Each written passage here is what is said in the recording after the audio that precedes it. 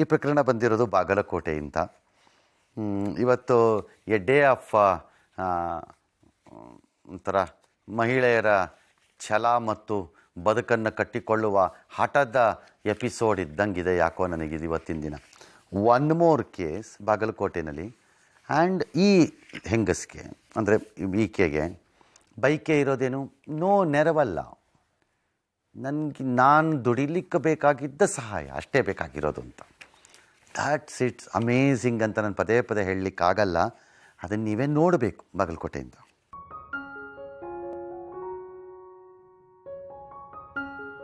ಬಾಗಲಕೋಟೆ ಜಿಲ್ಲೆಯ ಬಾದಾಮಿ ತಾಲೂಕಿನ ಗೋನಾಳ್ ಗ್ರಾಮದ ಮಹಾದೇವಿ ಕುಲಕರ್ಣಿ ಹಾಗೂ ಅವರ ತಾಯಿ ಈರಮ್ಮ ಕುಲಕರ್ಣಿ ಅವರ ಕರುಣಾಜನಕ ಕಥೆ ಇದು. 30 ವರ್ಷದ ವಿಕಲಚೇತನ ಮಹಾದೇವಿ ಅವರಿಗೆ ತಾಯಿ ಈರಮ್ಮನೇ ಆಸರೆ. ಹೀಗಾಗಿ ತಾಯಿ ಈರಮ್ಮ ಅವರೇ ಮಹಾದೇವಿ ಅವರ ಊಟ, ಉಪಚಾರ, ಸ್ನಾನ ಹೀಗೆ ಎಲ್ಲವನ್ನು ಮಾಡಬೇಕಾದ ಅನಿವಾರ್ಯತೆ. ಮೊದಲು ತಾಯಿ ಈರಮ್ಮ ಬೇರೆಯವರ ಹೊಲಕ್ಕೆ ಹೋಗಿ ಕೂಲಿ ಮಾಡಿ ಬಂದ ಹಣದಿಂದ ಮಗಳ ಆರೈಕೆ ಮತ್ತು ಸಂಸಾರ ನಡೆಸ್ತಾ ಇದ್ರು. ಆದ್ರೆ ಈಗ ಈರಮ್ಮ ಅವರಿಗೆ ವಯಸ್ಸಾಗಿರುವುದರಿಂದ ಪಕ್ಕದ ಮನೆಯವರ ಒಂದು ಸಣ್ಣ ಗೂಡಂಗಡಿಯನ್ನ ದಿನಕ್ಕೆ 10 ರೂಪಾಯಿಯಂತೆ ಬಾಡಿಗೆ ಪಡೆದು ಮಹಿಳಾ ಸಂಘದಲ್ಲಿ ಸಾಲ ಪಡೆದು ಅಂಗಡಿಗೆ ಸಾಮಗ್ರಿ ಹಾಕಿ ಅದರಿಂದ ಬರುವ ಹಣದಿಂದ ಜೀವನ ಸಾಗಿಸ್ತಿದ್ರು. ಆದ್ರೆ ಈಗ ಗೂಡಂಗಡಿ ಮಾಲೀಕ ತಮ್ಮ ಅಂಗಡಿ ಬಿಟ್ಟು ಕೊಡುವಂತೆ ಒತ್ತಾಯಿಸ್ತಿದ್ದಾರೆ. ಹಾಗಾಗಿ ಅಂಗಡಿಯು ಹೋದ್ರೆ ನಮ್ಮ ಬದುಕು ಹೇಗೆ ಎಂದು ತಾಯಿ ಮಗಳು ಚಿಂತಾಕ್ರಾಂತರಾಗಿದ್ದಾರೆ.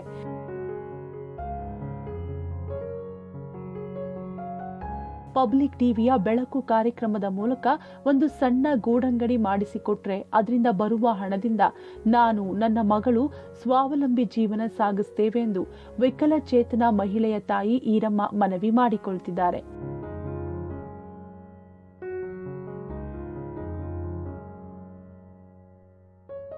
ಬೇಡಿ ಬದುಕುವ ಬದಲು ದುಡಿದು ಬದುಕುತ್ತೇವೆ ಎನ್ನುತ್ತಿರುವ ಈ ವೃದ್ಧ ತಾಯಿ ಮತ್ತು ವಿಕಲಚೇತನ ಮಗಳಿಗೆ ಸ್ವಾಭಿಮಾನದಿಂದ ಬದುಕಲು ಸಾಥ್ ನೀಡುವ ಸಂಕಲ್ಪ ನಮ್ಮದು.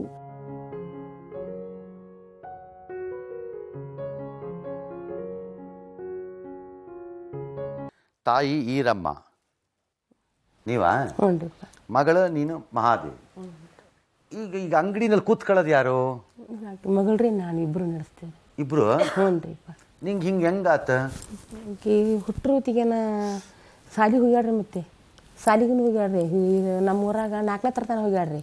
ಸಿರ್ಬಡಿಗೆ ಸಾಲಿಗೆ 2 ವರ್ಷ ನಡ್ಕೊಂತ ಬಂದಾಡ್ರಿ.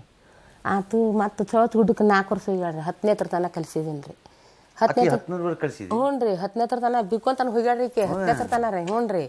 10ನೇ ತರತನ ಹೋಗ್ಯಾಡ್ರಿ. ಇನ್ನೂ 2 ವರ್ಷ ಕಲಿಸ್ಬೇಕು 12 ತನ ಅಂತ ಮಾಡಿದ್ದೀನಿ ರೀ. ಅವು ಗಾಡಿ ಗದ್ಲಲ್ರಿ, ಬಸ್ ಓಡಾಡ ಬರುವ ಅಲ್ಲ ಕರೆಸ್ಪಾಂಡೆನ್ಸ್ ಪೋಸ್ಟ್ನಾಗ ಬರೆದು ಪಾಸ್ ಮಾಡೋ ಐತಲ್ಲ ಎಕ್ಸಾಮ್ ಅದು ಬರೀ ಅದು ಆಗಂಗಿಲ್ಲ ನಿನಗೆ?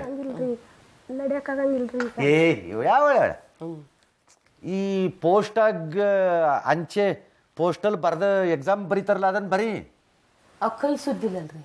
ಕೈ ಸುದ್ದಿಲ್ಲ. ಹ್ಞೂ ರೀ. ಅದ್ರ ಸಮಸ್ಯೆಕ್ಕ ಬಿದ್ದು ನೀನು ಚಲೋ ಓದಿದ್ರೆ ನೀನು ಪರವಾಗಿ ಇನ್ನೊಬ್ರು ಎಕ್ಸಾಮ್ ಬರೀಬೋದಲ್ಲ. ಹಂಗ ನಮ್ಗೆ ಗೊತ್ತಾಗಲಿಲ್ರಿ ಸರ್. ಈಗ ನಾ ಹೇಳಿದ್ದೀನಲ್ಲ ಮಾಡು. ಈಗ ನಾ ಹೇಳಿದ್ದೀನಲ್ಲ ನಿಂಗೆ ಮಾಡು. ಮತ್ತೆ ಯಾಕೆ ಸುಮ್ಮನೆ ಹಿಂಗೆ ಕುಂತಿರ್ತಿ? ಈಗ ನಿನ್ನ ಕೈ ಬರೆಯೋದು ಆಗಕ್ಕಿಲ್ಲ ಅಲ್ಲ? ಆಗಂಗಿಲ್ಲ ನಿಂಗೆ? ಆಗಂಗಿಲ್ಲ ಬರೆಯೋಕ್ಕೆ. ಸರ್ಕಾರದಾಗ ರೂಲ್ಸ್ ಐತಿ. ಹಂಗಿದ್ರೆ ಇನ್ನೊಬ್ಬರನ್ನ ನಿನ್ನ ಬಾಯಲ್ಲಿ ಹೇಳಿದ್ರೆ ಅವ್ರು ಬರೆಯೋಕ್ಕೆ ಪರ್ಮಿಷನ್ ಕೊಡ್ತಾರೆ. ಹೇಳಿ. ಅದಕ್ಕೆ ರೀ ಹಿಂಗೈತಿ ಬಿದ್ದು ಬಟ್ಟು ಹೊಡ್ಕೊಂಬರಕತ್ತಿದಲ್ರಿ ಸರ್. ಮಂದಿ ಒಬ್ಬೇಕೆ ರೀ ಹೆಣ್ಮ ಮಗಳ. ಹ್ಞೂ ರೀ. ಒಬ್ಬ ಮಗ ರೀ. ಅವ ಕಲಿಯಕ್ಕೆ ಹಚ್ಚೀನಿ ರೀ. ಅವ್ನು ಸಾಲಿಗೆ ರೀ. ಇಲ್ಲಿ ಹುಬ್ಬಳ್ಳಿಗೆ ಹಚ್ಚೀನಿ ರೀ. ಅವ ಏನು ಓದ್ತಾನೆ? ಅವನು ಹ್ಞೂ ರೀ. ಈಗ ಕಲಿಯಕತ್ತಾನ ರೀ. ಅದನ್ನ ಕಲಿಯಕ್ಕೆ ಹಚ್ಚೀನಿ ರೀ. ಈಗ ಹಿಂಗೈತಿ ಆಯ್ತು. ಅದಕ್ಕೆ ನಮ್ಮ ಇಷ್ಟು ದಿನ ನಾನು ಕೈ ಕಾಲಕ್ಕೆ ಸಿದ್ದೀನಿ ರೀ. ದುಡಿಯಕ್ಕೆ ಹೋಗಿದ್ದೇನೆ ರೀ. ಈಗ ನನಗೂ ಚಿಕ್ಕನ್ ಗುಂಡೆ ಬಂದಿಂದ ದುಡ್ಕಿನೂ ಬಿಟ್ಟೆ ಎಲ್ಲ ಬಿಟ್ಬಿಟ್ಟೇನಿ ರೀ. ಒಂದು ಅಂಗಡಿಯಾರ ಹಾಕ್ಕೊಂಡು ಇರೋನು ತಂದೀನಿ ರೀ. ಯಜಮಾನ್ ಅಂದ್ರೆ ಅವನು ಕಣ್ಣು ಕಾಣೋದಿಲ್ಲ ರೀ. ಹ್ಞೂ ರೀ. ಇಲ್ಲ ಅಂದ್ರೆ ಅವನು ಬಿಡವಲ್ರಿ. ಚೂರು ಕಾಣಲ್ಲ? ಹ್ಞೂ ರೀ. ಸ್ವಲ್ಪನೂ ಕಾಣಂಗಿಲ್ಲ? ಸ್ವಲ್ಪ ತಟ್ಟೆ ಕಾಣ್ತಾವ್ರಿ. ನೀನು ಕಾಣಿಸ್ತಿ? ನಾನು ಸ್ವಲ್ಪ ಇದನ್ನ ಚಾಕ್ರಿ ಮಾಡೋದ್ರಿ. ಅಲ್ಲ ನೀನು ಚಾಕ್ರಿ ಮಾಡ್ತಿ? ಹ್ಞೂ ರೀ. ಅವ ನಿನ್ನನ್ನು ನೋಡಿ ನೀನೇ ಅಂತ ಕಂಡಿಡಿತಾನೇನ? ಅಯ್ಯೋ ಮತ್ತು ಹಂಗೆ ಅದ್ರಾಗ ನಡೀದಲ್ರಿ ಸರ್. ಎಲ್ಲಿ ಹೊರ ಕಳ್ಸೋದಿಲ್ಲ ರೀ ಅವನ್ನ. ಎಲ್ಲಿ ಕಳ್ಸಲ್ಲ, ಮನ್ಯಾಗ ಅಷ್ಟು ಮಾಡ್ಕೊತ ಹೋಗ್ತಾಳ್ರೆ. ಇವ್ರನ್ನ ಹೋದ್ರೆ ಒಂದು ಸ್ವಲ್ಪ ನೀನೇ ನೋಡ್ಕೋಬೇಕಾ ಹ್ಞೂ ರೀ ಮತ್ತು ಹಾಕಬೇಕ್ರಿ ಅವನೊಬ್ಬ ಹ್ಞೂ ನೋಡ್ಕೊಂತೀನಿ ರೀ ಅವನು ನೋಡ್ಕೊತ ಹೋಗ್ತೀನಿ ರೀ. ನಿಂಗೆ ಬೇಜಾರಾಗಲ್ಲನ? ಏನು ಮಾಡ್ಬೇಕ್ರಿ ಬೇಜಾರಾದ್ರೆ ಯಾರನ್ನ ಕೇಳ್ರಿ ಸರ ನಾನು. ಇನ್ನು ನಿಮ್ಮದು ಹೇಳಿದ್ರಿ ಒಬ್ಬ ನಮ್ಮ ಊರಾಗ ಹಂಗೆ ಕಲ್ರದನ್ರಿ ಅವ ಗಣಿ ಅಂತೇಳಿ ಎಲ್ಗಾರ ಗಣಿ ಎಲ್ಗಾರ ಅಂತೇಳ್ರಿ. ಅವ ಏನಂದ, ಅಕ್ಕ ನೀನು ಅಲ್ಲಿ ಅಜ್ಜಾರ ಅಂತಕ ಹೋಗ್ಬಿಡವ ಆಕೆ ನವಿ ಕರ್ಕೊಂಡು ಏನೋ ಒಂದು ಸ್ವಲ್ಪ ಏನಾರ ಒಂದು ಸ್ವಲ್ಪ ಅಂಗಡಿ ಹಾಕಿ ನೀವು ಅಂಗಡಿ ನಡೆಸ್ಕೊಂತ ಹೊಂಟ್ರಿ, ಅದ್ರಾಗ ಒಂದು ಸ್ವಲ್ಪ ಕೇಳ್ಕೊಂಡು ಇದನ್ನು ಮಾಡ್ಕೊಂಬ. ಬಾಡಿಗೆ ರೀ ಅದು ಅಂಗಡಿ. ಆ ಹುಡುಗ ಲಾಭ ಆಲಿಲ್ರಿ ಅವ. ಬಾಡಿಗೆ ದಿನ 10 ರೂಪಾಯಿ ನೋಡ್ರಿ, ಒಂದು ದಿವ್ಸಕ್ಕೆ 10 ರೂಪಾಯಿ ರೀ ಅದು. 300 ರೂಪಾಯಿ ಆಯ್ತು. ಹ್ಞೂ ರೀ. ಕೈ ಇಟ್ಟು ಕೊಟ್ಕೊಂತ ಹೋಗಾಕ ನಾ ಕಿಲಿ ಹಾಕೊಂಡು ಹೋಗ್ತೀನಿ ಅಂದನ್ರಿ ಅವ. ಅವನಿಗೆ ಬೇಕು ಬಿಡು. ಈಗ ಅನ್ನಿಂದ ನಾ ಏನ ನೀ ಚಲೋ ಇದ್ದಾಗ ಅವನಿಗೆ ಕೊಟ್ಟ, ಈಗ ಅವನಿಗೆ ಬೇಕು ಅಂತ ಕೊಟ್ಬಿಡು. ಹಂಗತಿ ಅನ್ನಕತ್ತೇನ್ರಿ. ಅದಕ್ಕೆ ಬ್ಯಾಡ ಕೊಟ್ಬಿಡು, ಬೇಡ. ಅವನಿಗೆ ಬೇಕು ಅಂದ್ ನೀ ಯಾಕೆ ಇಟ್ಕತಿ? ಅದಕ್ಕೆ ರೀ ಸರ ಕೊಟ್ಬಿಡು. ಅದಕ್ಕೆ ನಿಮ್ಮನ್ನ ಕೇಳ್ಕೊಂಡು ಎಲ್ಲಾರ ಸ್ವಲ್ಪ ನಾವು ಜಗಾಲಿ ಊರ ಮಂದಿ ಕೇಳ್ಕೊಂಡ್ರಿ. ನೀ ನಂಗೆ ಪರಿಚಯ ಏನ ಇಲ್ರಿ ಸರ, ಇರ್ಲಿಪ್ಪ ಹೇಳಿದ್ರಿ. ನಾವು ನಿಮ್ಮ ನಂಬರ್ ತಗೊಂಡ್ ಕೇಳ್ಕೊಂಡು. ಯಾರ ಕೈಲಿ ತಗೊಂಡಿ ನಂಬರ್? ಅವ ಎಲ್ಲಿಗಾರ ಅಂತೇಳಿ ಹಂಗಲ್ರಿ ಮ್ಯಾಲೆ ಅಧ್ಯಕ್ಷರಿ ಅದನ್ರಿ. ಅವ ಹೇಳಿದಿನ್ರಿ ಹಿಂಗ ಏನಂತ, ಹಿಂಗ ಅಜ್ಜಾರಿಗೆ ಹೋಗಿ ಭೇಟಿ ಬಯಕ್ಕ ನೀನು ಆಕೆ ನವಿ ಕರ್ಕೊಂಡು ಹೋಗಿ ಏನೋ ಅಂತ ಸಾಯದನ್ನ ಮಾಡ್ತಾರ ಅವರು. ನೀ ಅಂಗಡಿ ಅಂತಿದ್ದೀನಿ, ನಿನ್ನ ಮಗಳಿಗೆ ಅಂಗಡಿ ಹಾಕಿ ಕೊಡ್ತಾರ, ಕೇಳಿಸು ಅವ್ರನ್ನ ಅಜ್ಜಾರಿಗೆ ಅಂತ ಅಂದನ್ರಿ. ನೀನೇ ಕೇಳ ಅನ್ಬೇಕಾಗಿತ್ತು ಅವನಿಗೆ. ಅವನು ಹಚ್ಚಾನ್ರಿ ನಿಮ್ಗೆ. ಆದ್ರೆ ನಿಮಗೆ ಇವ್ರನ್ನೋದು ಇದಾಗಿರಕ್ಕಿಲ್ರಿ ಸರ. ಅದಕ್ಕೆ ನನ್ನ ಮಗಳಿಗೆ ಸ್ವಲ್ಪ ಏನ ಆಯ್ತು. ಈಗ ನಿಂಗೆ ಅಂಗಡಿ ಆಗ್ಬೇಕ? ಹ್ಞೂ ರೀ. ಆಯ್ತು. ಜಾಗ ಐತೇನ? ಜಾಗ ಐತಿ? ಸಾಲಿ ಅಂತಕ್ಕೆ ನಮ್ಮ ಊರನ್ನಾರು ಮಾಡ್ಕೊಡ್ತೀನಿ. ಅಲ್ಲಿ ಇಟ್ಕೊಳಕ್ ಜಾಗ ಐತಿ ಅಷ್ಟೇ ತಾನೆ? ಬಿಡ, ನಿಂಗೊಂದು ಅಂಗಡಿನ ಹಾಕಿಸ್ಕೊಡ್ತೀನಿ. ಗೊತ್ತಾಯ್ತಾ? ನಾನು ಅಲ್ಲಿ ಯಾರಿಗೆ ಮಾತಾಡ್ಬೇಕು ಅವ್ರಿಗೆ ಮಾತಾಡಿ ನಿನ್ಗೆ ಅಲ್ಲೊಂದು ಅಂಗಡಿ ಹಾಕಿಸ್ಕೊಡ್ತೀನಿ. ನಿಂದೆ ನೀನೇ ಓನರ್. ಈಗ ಎಷ್ಟೈತಿ ನಿನ್ ಅಂಗಡಿ? ಎಷ್ಟು ದೊಡ್ಡದೈತು ಅಂಗಡಿ? ಈ ರೂಮ್ ಅಷ್ಟೈತೆ ಅಲ್ರಿ? ಇಲ್ವಾ? ಮತ್ತೆ ಎಷ್ಟೈತಿ? ಸ್ವಲ್ಪ ಒಂದು ಅಂಕಣ ಆಗೋದಿಲ್ರಿ ಸರ್. ಒಂದು ಅಂಕಂದ ಆಗೋದಿಲ್ರಿ. ಒಂದು 10 ಅಡಿ ಬೈ 5 ಅಡಿ ಐತೆ? ಐತೈತ್ರಿ, ಅಷ್ಟ ಆಕತ್ರಿ. ಅಷ್ಟ ಐತಿ ಅನ್ನದ? ಮನಿ ಐತ್ರಿ, ಅವರು ಗೌರ್ಮೆಂಟ್ದಾರ ಕೊಟ್ಟಿದ್ದು ಐತ್ರಿ. ನಮ್ಮ ಮನಿ ಮುಳುಗಡೆ ಅದ್ರಿ, ಒಳಿ ಹೊಕ್ಕು. ನೀವು ಬಾಗಕೋಟೆ ಮುಳುಗಡೆ ಹೋತಾ? ಹ್ಞೂ ರೀ. ಅವು ಮುಳುಗಡೆ ಆದಾಗ ಒಬ್ರಿಗೊಬ್ರು ಇದನ್ನ ಮಾಡ್ಲಿಲ್ರಿ. 7 ಸಾವಿರ ಕೊಟ್ರಿ ಅವಾಗ. ಮನಿ ಕೊಟ್ರಿ ಮ್ಯಾಗ್ರಿ. ಹೊಸ ಕಡೆ? ಹೊಸ ಕಡೆ ರೀ. ನನಗೆ ಅಂಗಡಿ ಮಾಡಿಸ್ಕೊಡ್ತೀನಿ. ಆರಾಮ್ ಹೋಗಿ ಅಂಗಡಿ ನೋಡ್ಕ. ಹ್ಞೂ ರೀ. ನಾನು ಬಂದಾಗ ಏನ್ ಕೊಡ್ತೀವಿ ಅಂಗಡಿಯಾಗೆ? ಅಯ್ಯಪ್ಪ, ನೀವು ಬಂದು ಆದ್ರೆ ಸಾಕ್ರಿ, ಪಾದ ಹಾಕಿ ಅಪ್ಪ.